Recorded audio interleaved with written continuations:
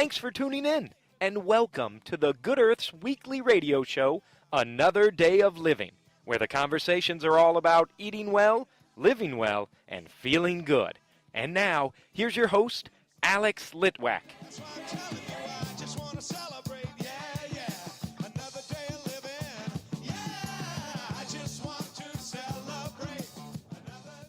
It's a party at the Good Earth picnic table, and with me is the ever-fabulous Jim Poyser, Executive Director of Earth Charter Indiana. Hello, old friend. Alex, it's been a while. It has. I'm so happy to see you. You had a good summer?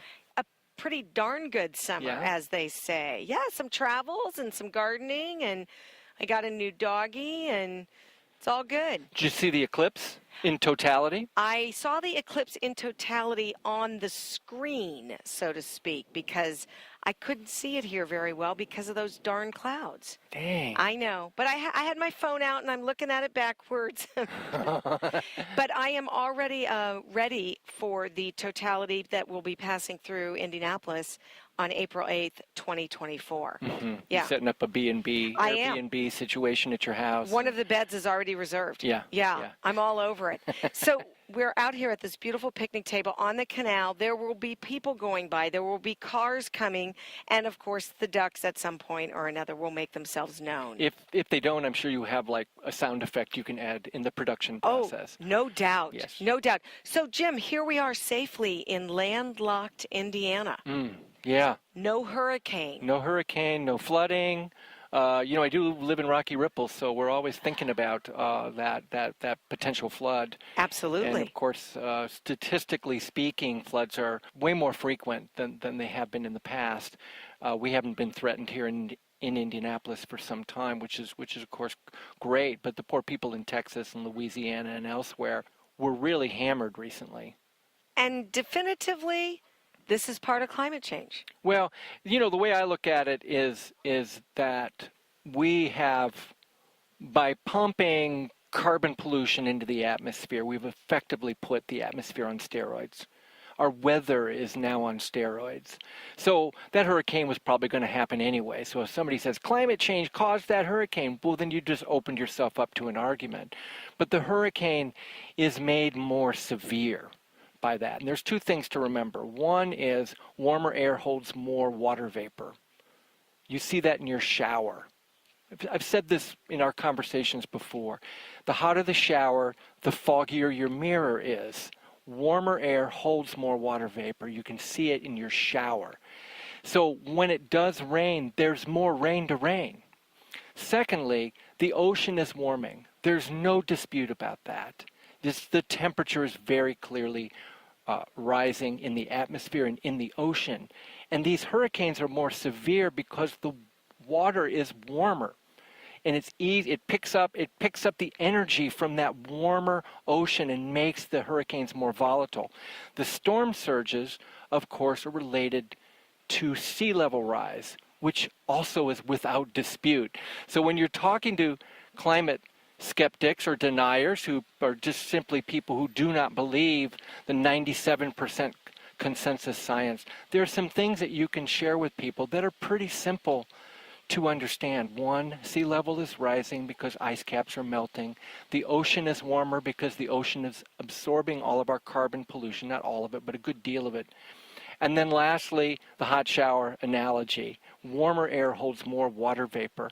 As complicated as our weather system is, as vast as our climate system is, the basics around climate science are just not that hard to understand, which is why it's so hard to understand what our country's leaders are trying to pull by removing science from websites, by silencing scientists, and by basically denying what's actually a pretty easy to understand basic set of scientific facts about how the world operates. Now, here's the thing I don't get about President Trump. Would you agree with me that this guy likes hyperbole? Yes. He's the greatest. I've never known a president who loves hyperbole more than Trump. Right. He's terrific at it. Yes. He's the best ever hyperbole president. Ever.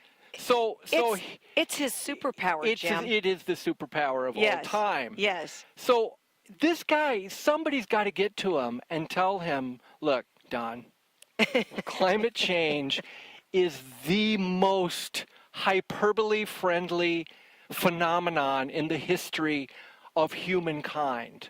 I mean, since the last comet 65 million years ago, nothing will be as explosive and amazing and powerful and horrible and suffering inducing as climate change. He needs to get on the program, acknowledge the reality of climate change, and then be the hyperbole master that he is. And he could do that very well. He could, and that's what I don't get about Fox either, because Fox is always trying to scare you, right? What is more terrifying than climate change? Yeah. Nothing. Sea levels rising, there go the coasts. Pestilence. Yeah. I mean, everything associated with climate change is terrifying. Why isn't Fox using that to drive up their ratings? I don't get it. I don't get it either. It makes you wonder whether they're just not that bright. Well, it's either that or, you know what I read this summer? I told myself I wouldn't read it because I thought I knew it. But reading it all in one place is a shattering experience. Best book ever! Sorry. Ever written. It's called Dark Money. Oh, yeah. By Jane Mayer. And Yes. it really just takes you through 40 years of a strategy that is one of the most incredible strategies ever. Successful. This is the Koch brothers. Yeah. Yeah. And many other brothers and sisters that have just through billions of dollars have been able to propagandize our world. If you have all your money in oil and gas development and sales, of course you're going to deny climate change because your job is to, exploit the land and sell your wares. And I think that it's just so tragic. Yeah. Because it's so short term, they're thinking. What are they thinking? It's the only planet that we have. We won't have time to travel to a new one at this rate. Mm-mm. Things are happening way too quickly, and Hurricane Harvey, I think, is a really a wake-up call, or should be. I know we say that every time there's a disaster, but there are so many millions of people affected by this. How about the fact that about a week or so ago, a Russian tanker went across the Arctic Circle through water, not ice. They didn't even have to have an icebreaker in front of them because of climate change. So much of the Arctic Circle is melted. Think of the irony of that. Crazy. The oil and the fossil fuel business melting the Arctic, so now we can send more ships and drill for more. It really is about changing the paradigm completely. That's what's so intimidating about this, but also the greatest opportunity too, because it's an equity issue. It's as vast an issue as we can imagine. We have to reimagine a society where consume and waste is no longer how we operate. I think we all have a daunting, tasks in front of us to get everyone on board on climate change. Now, on another note, you are the executive director of Earth Charter Indiana. You're doing schoolwork all over the place. What's happening? In the summer, we shift from going to schools to having our own camps, and it was a great summer. We actually expanded our camp system from 1 week to 2 weeks. The first week, in partnership mostly with Peace Learning Center, but also we have other great partners that get involved with us. We had a newbie camp, we called it, kids that had not done climate camp before. And the counselors that we employed that week were campers who had been in maybe 6, 7, or 10 camps previously. And so these counselors were all of 11 and 12 years old. So that was very, very cool to see these 11 and 12-year-old kids step up into leadership roles. It sounds a little bit like child labor issues to me, Jim. Well, we paid them. I told you that. Not a lot, but we paid them. You paid them. And so lots of great camps. Lots of great camps. Actually, we have a camp community developing in West Lafayette. One of our camp graduates, Iris, is now a freshman at Purdue, and we're about to have our third climate camp in West Lafayette. That's exciting. And We are having some camps in Muncie. And it's really exciting to see this thing that we created 3 years ago starting to expand around the state. And what's great about the camps is, yes, we are doing conservation, preservation, sustainability projects with kids, recycling, composting, no idling, the kind of things that we're doing in schools as well. But we integrate into the camps this idea that personal carbon footprint reduction behavior is not enough. We actually have to impact policy. So the kids are more and more able to devise strategies and see the successes that we're having around policy changes in cities to actually get city leaders to step up and incentivize the kind of behavior that we need to see to drive down carbon footprint and to reduce the impacts of climate change. And you are now, summer is over, so climate camps and instilling of all these good values has happened, and now you are working with schools, yes? Yeah, well, we've got a great project at School 91. That's an IPS school for the listeners who are not aware of that, working on a zero waste cafeteria project. And this, of course, comes out of the Just Train No success a year and a half ago to get the polystyrene trays replaced with the recyclable cardboard. But that was just addressing one system of a system that's really kind of in disarray. What we want to do is account for every single aspect of a cafeteria waste system. And School 91 is developing it. It really takes the buy-in of the principal, which we have. We need teacher support. We need cafeteria manager support, which we have. And then we need a crew of kids that are going to, at every cafeteria period, stand there with different receptacles. And all the kids come up with all their stuff. It's like that goes there, that goes there, that goes there, and that goes there. We recycle what we can. Milk cartons, plastic bowls, the recyclable trays, if they aren't too messed up with food waste. Those all can be single stream recycled. The compost, probably that'll be the hardest thing to tackle. But the other component is food rescue. And we've talked about food rescue. Food rescue is a statewide organization that's actually getting national attention for the amount of edible food, safe edible food that is being captured and diverted from landfills and diverted into food pantries where people that are food insecure can go and get all these dairy products and whatnot that they need. And that can happen at the schools? Oh, heck yeah. Food rescue is in 500 cafeterias now in Indiana. I hope I have that number about right. And so School 91 now is teaming up with Food Rescue and Earth Charter Indiana to produce or to pilot a zero waste cafeteria. So I was just at Seidner before visiting you today, Alex, and the Just Train No kids want to expand their program to a zero waste capability as well. Now look, this is a great systems learning, project-based learning experience for kids. There is no such thing as a way. The fact that we thought there was a way that we could throw things is why we're in the fix we're in.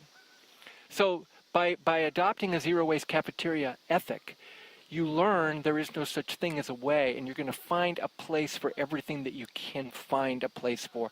100% is probably not achievable, but in the 90 percentile, it's absolutely there. Piazza Produce, for example, here in Indianapolis, is doing a great job, and they're at about a 90-some percent zero waste effort, and then they just buy credits, for that remaining single-digit percentage to get to that 100% level. So we do have some professionals in the community that can help us with this project as well.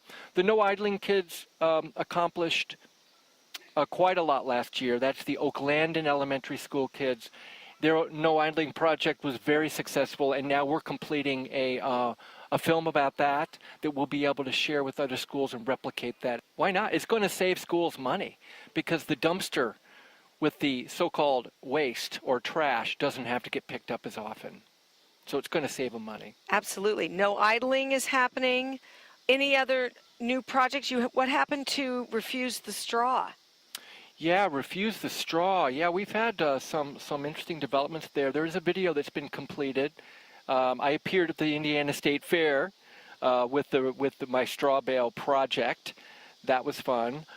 Basically, when we were completing last year's semester, CFI number 2, another IPS school, those kids helped me spread the resolution around different restaurants along Mass Ave. So we have some work to do to follow up with that project, but a couple of the restaurants signed the resolution. In fact, when I'm downtown, I take pictures of these restaurants that signed the resolution. They're still giving out straws, so I'm collecting photos to send to the owners and managers. Ooh, like your own little sting operation. I'm doing like a little straw sting operation. A stealthy straw sting. I mean, like that. Honestly, I can't be that guy, you know. I mean, I can't take it that seriously. It's like they can't get in the habit of not handing out straws. It's so hard for restaurants to do that. And you know, when you think about Hurricane Harvey and you think about global climate change and all the challenges we're facing, I just can't get too bent out of shape, you know, flexi straw, when it comes to restaurants still continuing to give away straws ad hoc without even being asked and then throwing them away. It's like... Doesn't make any sense, no, does it? But most things don't at this point, right? Well, I'm going to think about that. Climate change makes sense. Well, yes, as we discussed. But I mean, how humans are operating in a finite world. Yes. And what we are pretending to ourselves that we can pull off. You know, how many billions of dollars of real estate development is going on in Miami right now? Tens of billions, right? I mean, it's going to be underwater. Yes. There's nothing you can do to stop it. Even if you put a wall up, it's limestone underneath, the water's going to come up. So you see, I see these things as the frenzy, the last gasp of a humanity that thinks that this paradigm is actually going to last. Isn't the paradigm we're in the one that people think they can conquer nature? They can conquer, problem solve, forcefulness, and the power of nature. And my thought is always one and the same. And I've said this before with you. I think about the Grand Canyon, water. Mm-hmm. Water formed the Grand Canyon. Water wins every time. As temperatures rise and sea levels rise, all those coastal towns are at risk. Why would you build? So yeah, I think the paradigm is to conquer nature, and the thing is, Mother Nature always bats last. Yep. And the bat is bigger. As I said, our weather's on steroids now, and everything is more. It's just more. But then all of humanity is more too, right? There's more people, and we all want more stuff. And it's just where this is the land of more, planet more. I think we need to move to planet less. Hey, on a just side note, are you excited about more hybrids, more electric cars, and driverless cars? You know, honestly, I'm way more excited about the growth of bicycles. You know, I think if we really wanted to solve this planetary crisis, we'd all be riding bicycles. We'd all be on bikes, and yep. we would all be eating vegan, a plant-based diet. I mean, there's just no way around it. And I'm not. I occasionally drive, and I occasionally eat meat. It's, you know, it's not like I'm perfect. I just know that that's the way forward. In fact, I had a recent thought that what I really should do is become a Megan. A Megan subsists totally on earwax, boogers, and toe jam. Oh, that's just gross, Jim. Oh, see, now that's the reaction, Alex. I give you the scenario by which we could actually save the planet, and you're going to say it's gross? Yeah, I'm sorry. I guess you're not going to be a Megan, are you? I am definitely not going to be a Megan. All right, let's talk about something that you mentioned earlier. You're going to edit that out, aren't you? No, I'm not going to edit it out. Yeah, I bet you are. I'll yes, you have control. You're like the overlord of this. Well, someone in this conversation has to be in control. Okay. Let's just... All right, let it be you. Yes, thank you very much. So you have a fabulous new documentary, and it's called Little Warriors. Can you talk about that? Yes. So I was introduced to this young man, Sam Mirporian. And some of you may know Sam because he was one of the great minds behind a documentary called Uncharted, Under the Bridge. And it's about homelessness in Indianapolis. It's a remarkable film. When he started that process, he was quite young. I think he was 19. and he continues to be very focused on social justice oriented films, and he decided he wanted to do something on climate, and he was asking around about who to talk to, and he found me, and that was in December. So he started hanging out with me, and it would have been, we were talking about this the other day, it would have been great if he would found me like last fall, not last winter, because we're really putting together these climate recovery projects in Carmel and Indianapolis. But he came along in time to see a little bit what was going on. He didn't get up to Carmel much to see what those kids pulled off with their great mayor, Jim Brainerd. They were the first in the state to pass a climate resolution. But he was there during the whole Indianapolis one on February 9th for the hearing, and then the full council passage on February 27th. So he built this documentary around those experiences, and he also spent time with me in schools, so the Just Tray No kids have a segment of the film as well. But he's ended up with a 20-minute film that has been in 2 film festivals thus far. The Indie Film Fest, which was a number of weeks ago, which was a great experience, and we came out of that with the Audience Award, which was great. And then we just got back from Washington, D.C. with the Global Impacts Film Festival. So we were able to see films from all over the world made by directors in multiple languages. Very exciting social justice-oriented film festival where Sam won another award, Best Student Documentary. Very cool. So people really like this film. You know, at one point, a woman that I met had done an animation film, and it was very interesting person. She looked at me and she said, you know, I'm really liking this festival, but where's the good news? You know, everything is such a downer.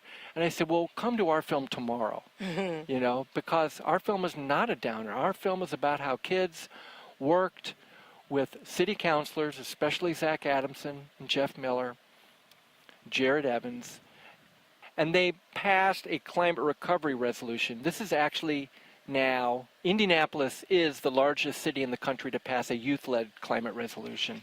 And what does that mean, a climate recovery resolution? Well, first of all, you know, you would use the word recovery as a way to be hopeful about this, right? Because here, anybody listening to this is going like, oh, right. Jim and Alex, they're going to be out drinking after this. It's like, things are pretty dark.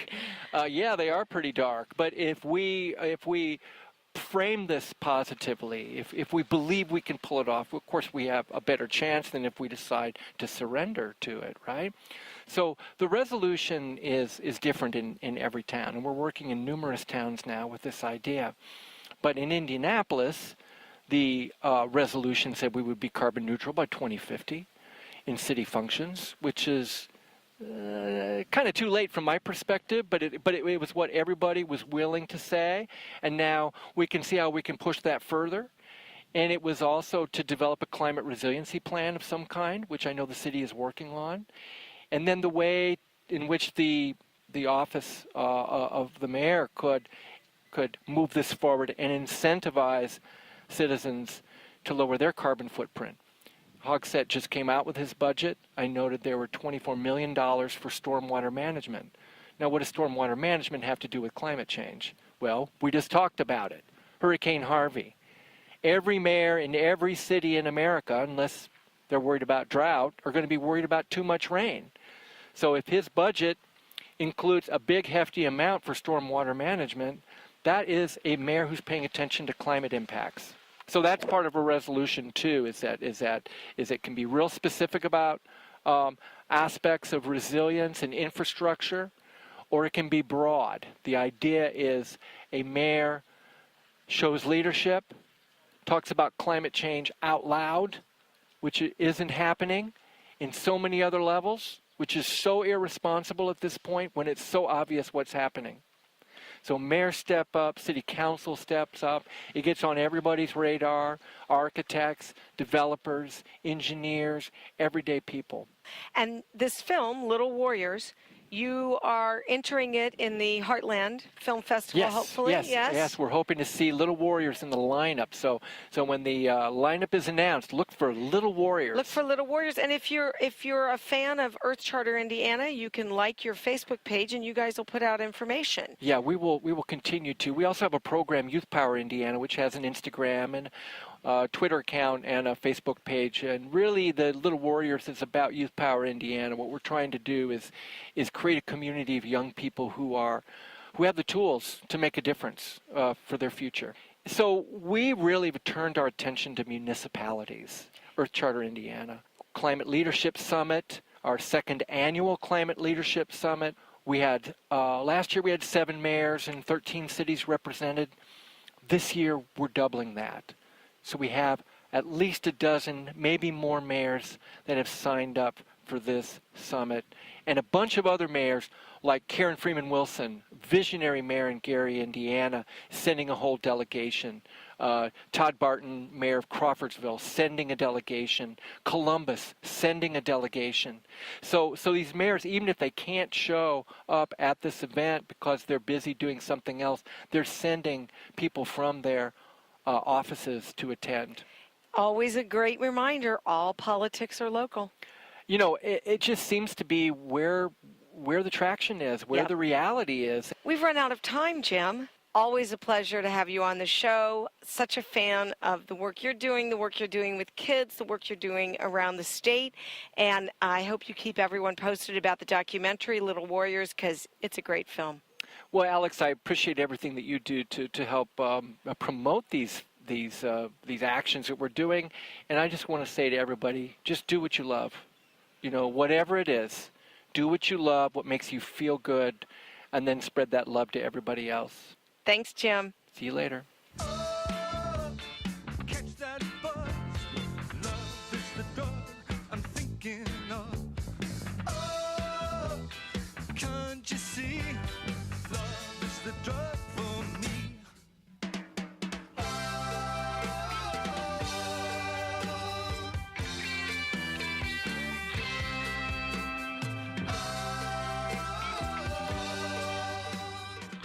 The Good Earth Natural Food Company is celebrating its 46th year as Indy's original source for organic foods, high-quality supplements, toxin-free body care products, therapeutic herbs and teas, cooking spices, essential oils, healthy shoes, and so much more. Our experienced staff is here to help you choose from over 20,000 items in our lively home in the village of Broad Ripple. We're open Monday through Saturday, 9 a.m. to 8 p.m., and Sundays, 11 a.m. to 6 p.m. And our website is good-earth.com.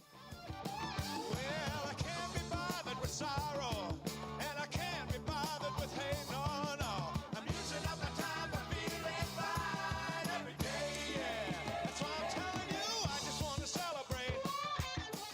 That's our show. Next week, my guest is astrologer Phyllis Salina. I hope you'll join us. Also, the Walk the Talk series is happening on Wednesday, September 20th. The topic is forgiveness, and there'll be music and speakers and so much more. It's at the Vogue Theater in downtown Broad Ripple. You can go to their Facebook page at Walk the Talk series. Thanks so much for tuning in. This is Alex Litwack. Have a great week. The happiest half hour of your day has been brought to you by the Good Earth Natural Food Company, keeping Indy healthy since 1971.